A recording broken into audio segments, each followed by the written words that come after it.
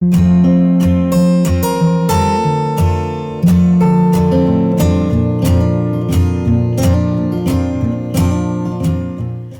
everyone, trying to get my my camera straight. Hey everybody, TeriGigi here. First of all, I wanted to thank you for the really good response I had to my last video. I really appreciate all of you that watched and the amazing comments. If you haven't had a chance to see that video, please go back and watch it.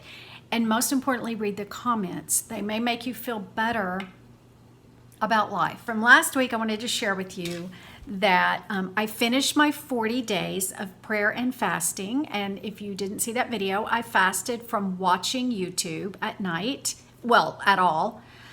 And when my 40 days ended, it was the most crazy thing that happened.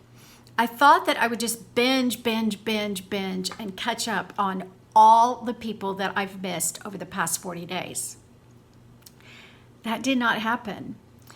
I'm telling you, it's kind of like I think when you go off sugar or salt, or you quit eating bread or potatoes or whatever you want to do in your diet, become vegan, whatever. Once you break the cycle, the craving goes away. And those 40 days definitely broke the cycle of me obsessively watching YouTube at night for hours. Now, I did watch some of my favorites. Absolutely. I still have a few more to watch. It was just an interesting thing that I didn't think would happen that way. So yeah, anyway, today I thought that I would take you through my prayer journal because the other day I don't remember why, but I went through, can you see all those markers, those little tabs? I marked some things that since COVID started that I went back and I thumbed through it and I marked some things that I thought were really important. And then later I thought, I could share those with my friends. So that's what we're going to do today. And the very first one on Easter Sunday. Now during this time of prayer and everything in my life, this was during the first lockdown. This is something God was speaking to me very much during that time. I could tell it, and I knew it was unusual, and he wasn't speaking out loud, but I was getting so much stuff from him, from the Bible, as I was reading the Bible. And one of the things that I think would be helpful for you too is I wrote here, it says, God has spoken to me. Do not forget and do not doubt. Remember what he is saying and hold on to it. And so a few pages later, I wrote a bunch of those things down that he was speaking personally to me because I don't want to forget it, because in all the media and internet, we can be overwhelmed with information every single day if we choose to. Or even if you check it once a day, it's overwhelming. The bad news, that's all it is bad news. I have not seen a news story that was positive in a very long time. Because you're bombarded with so much information, and some of it you need, do I need to wear a mask today? Is the mask thing on or off? This is in the past. You need to know what's going on. But you also need to remember God's truths. You can't forget them in all the confusion. You have to remember to keep, it is what it is. What is true, but don't forget it. Don't get caught up in, is that true? Is that true? Is that conspiracy true? Is that even a conspiracy? Or is that, you can go back and forth a million times. So remember to focus on what is real and write it down. Write it down. So I have my little stones drawn on a piece of paper and it's all written down. And so that was something that I thought was worth sharing. Now, this is an interesting thing. I believe I heard this from someone. I didn't come up with this. But as we're going through these very trying, weirdo times, this is what I wrote down. I must have heard someone say this. Face disappointment or change from the angle of an artist. How will you reshape, redraw, or change the colors of your life, of your mind, of what you're thinking. You can't just feed on the negative news or that's it, you're done. You're done. You have to take the news, shape it, draw it, color it according to your core spiritual beliefs, and look at it kind of through that lens. It's kind of like when the election comes, if you're thinking if this person wins, everything's going to be wonderful, or you're thinking if this person wins, everything's going to be okay again, or whatever you're thinking with these two people, because there's no cross-pollination between the two, none whatsoever. They're opposites. So to me, that means if the guy you want to win loses, you're going to be in trouble in your mind. You're going to be freaked out, right? Because you're going to see terrible things coming. So you have to reframe that now before the election. Walk it through in your mind. If so-and-so wins, what am I going to do? What am I going to do? What am I going to think? How am I going to be? On November 3rd, on November 4th, what am I going to roll up in a ball, in a cocoon? I'm going to get on my knees and pray? Am I going to run through the streets? Decide now what you're going to do. Either way, because I believe either way, we're going to have turmoil. What I'm saying is be prepared in your mind. Prepare in advance for anything to happen, but pray for what you desire, what your heart's desire, which, as Christians, we should say we desire God's will, but we still pray for what we see and what we want. But you have to be prepared that maybe God's will's over here to take us somewhere that we don't even know yet, that will ultimately be for our good. Because what God does is ultimately for our good if we're a Christian. The verse, and my mind is blank, but it's in Romans. Everything works together for good. Everything works together for the good to those who, love God and are called according to his purposes. So, okay, that's that. Now I was having a bad day here. And this is day 39. It says day 39, stay at home day 22. This is a new thought. I was having a bad day. I wrote, pay attention to where you look because that's where you're going to go. Your mood, your mind, anything. What you're focused on is what you're focused on, and that's the direction you're going to go. So if you're going to focus on the negative, you're going to go in a negative direction. So think about that. Even when you look at politicians, just hear what they say. I mean, at least now, they're both saying really what they want to do, for sure. You can read it. And you pick one. There's no in between. So pay attention to where you look because that's where you go. And here's what I wrote. I said, so many thoughts all the time. It's driving me crazy. I go from one thought to another at rapid speed. Some thoughts are good, some are bad, some are crazy, some are peaceful. The peaceful thoughts only come when I lift it all up to you. This is a prayer I'm reading to you.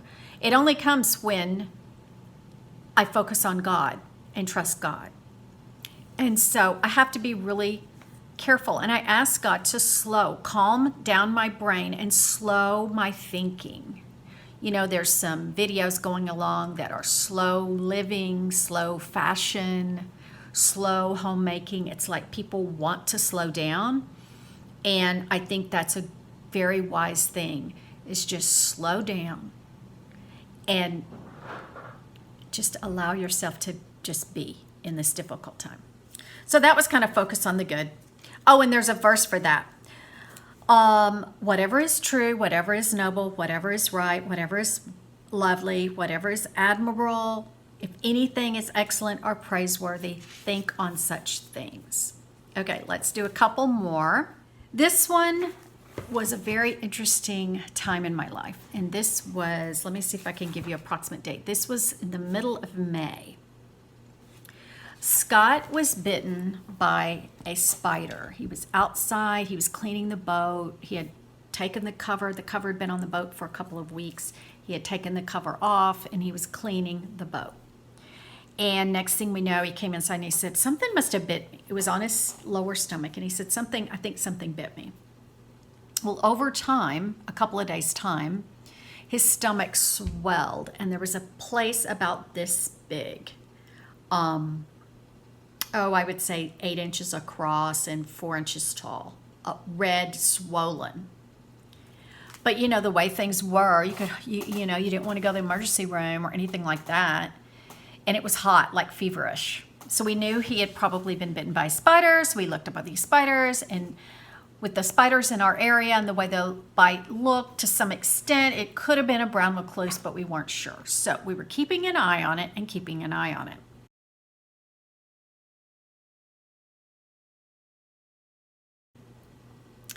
Finally, okay, so we had this. I think I can show you this. Right here, this is the spider bite, and it's spreading. The poison is spreading throughout his body, or that area of his body. And all of a sudden, I drew next to it a picture of the world right there. And I just wrote, evil is in the world, and right now, especially, it's got all its fingers out, and it is reaching for the whole earth. Okay.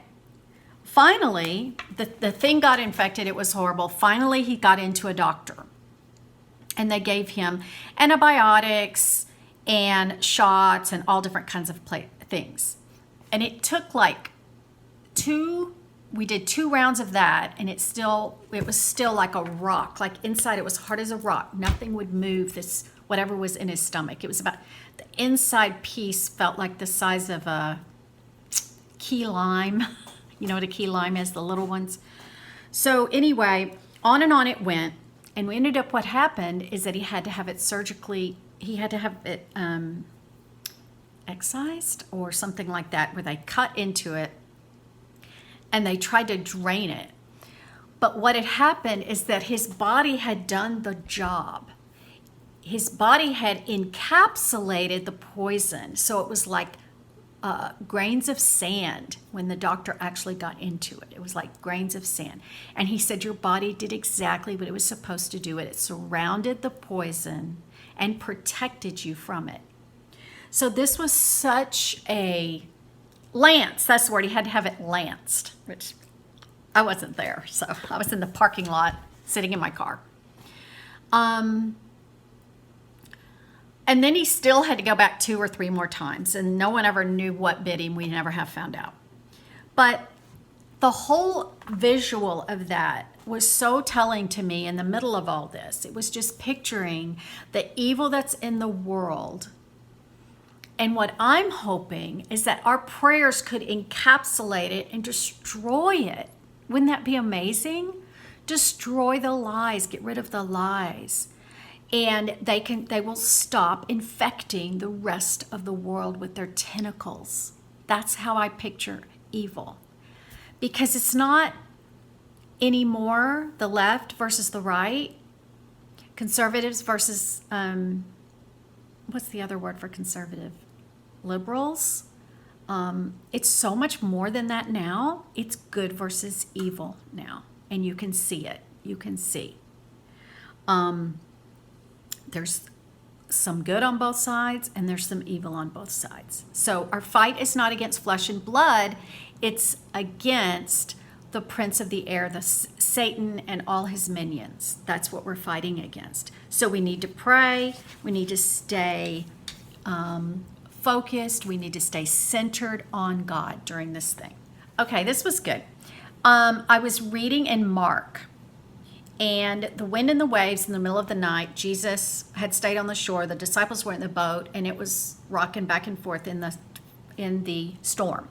That's how we feel right now, right? We're rocking in the storm. We're in a boat, and we don't know what we're going to do because it's going to take over. And it says they were terrified. I think some of us are right now.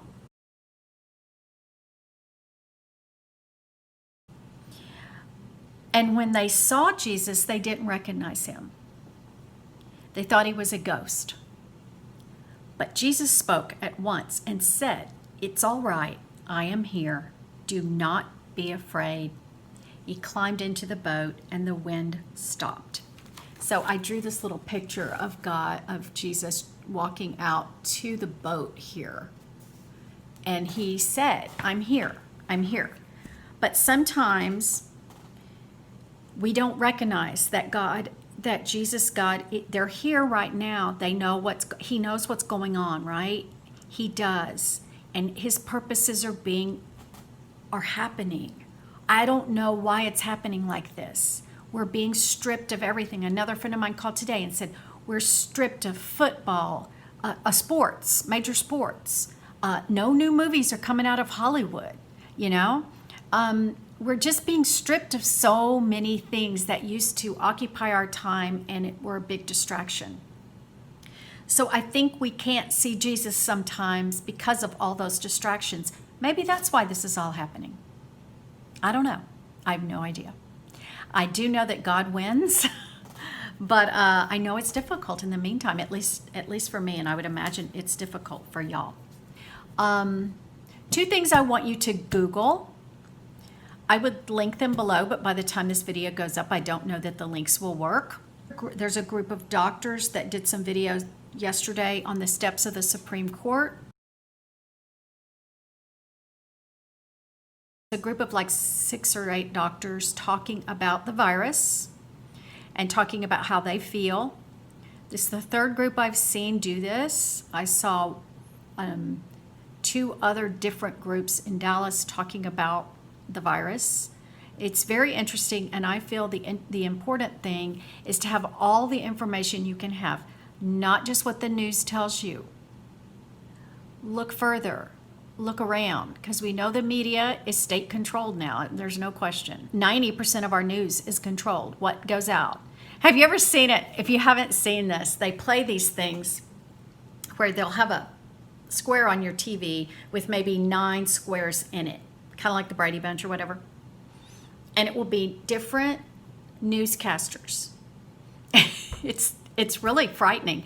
They are saying the exact sentences, and they will play it in unison. And you can hear them all saying the exact same lines. Yeah, it's like it's being passed out somewhere, and just, this is what we say today. This is today. This is what we all say today. And if you say it enough and you flood the airways enough, you convince people that don't know any different. So always arm yourself with more information than you think you need from different sources and different belief systems and different political parties. And at least then you'll have a full picture, and you'll probably see, a little clearer what might be happening. And I'm not telling you what's happening. I'm just saying we need to all be looking and trying to figure it out, because it's huge. It's huge. Can you even believe we're alive right now for this? I can't believe that I'm here for this worldwide event. I wish I wasn't, but I'm here for it, and I don't like it. That's all I've got to say today. Leave your comments. I'm sure I'm going to get some flack for today's video, but I just thought I'd share. And by the time you see this, I'm probably in Texas, so I won't be doing a video next week. I won't have time to get, anyway, I'll see you when I see you. Thanks, bye-bye.